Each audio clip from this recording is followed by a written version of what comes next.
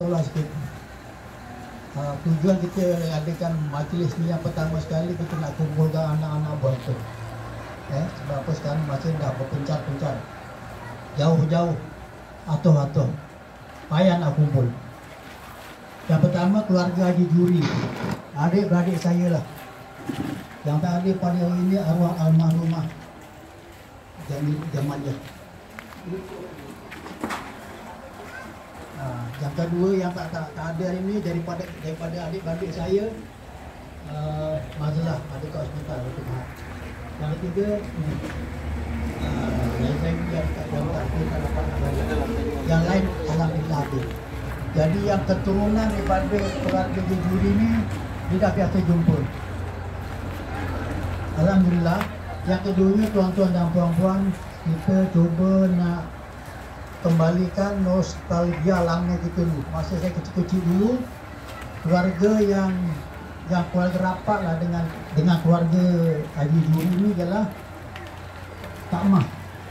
Kak Mah isteri pada arwah Haji Hashim, maknya Intan. Itu tidak Intan. Ini keluarga rapat itu dulu. Ni.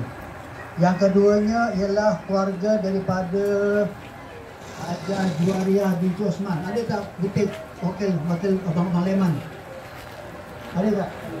Ada. Wati ada. Yang ketiganya adalah mereka yang bukan daripada anak Haji Juri, tapi dia dibela rapat dengan kita orang ialah Rukiah binti Hadis. Itu ada. Jadi tuan-tuan dan puan-puan, tujuan kita adakan balik satu kita nak kumpulkan balik ni. Kalau tidak kita masing-masing akan bertambah jauh. Yang keduanya disebabkan keadaan dunia yang semakin pantas gerak sekarang ni, dia punya kekentalan persaudaraan ni makin jauh.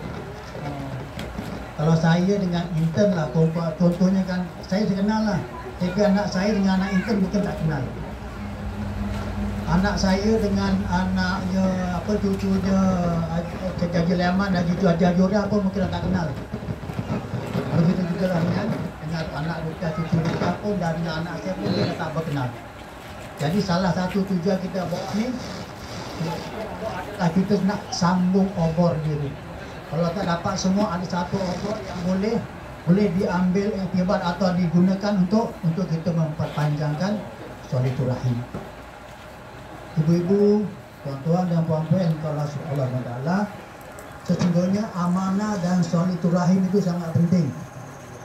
Amanah dan silaturahim ini besok akan berada di titian sirat. Tiap-tiap orang yang lalu kat titian sirat akan tanya tentang amanah dan silaturahim. Jadi usaha pada hari ini kita nak sambungkan silaturahim, mudah-mudahan ini diterima oleh Allah.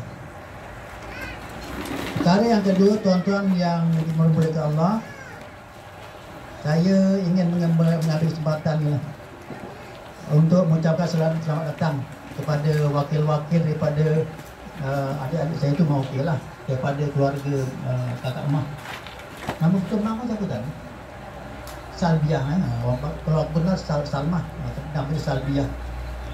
Yang keduanya daripada Kak Armu, Haji Rukiah, daripada kumpulan Haji Sulaiman dan juga Haji Juriah binti Osman.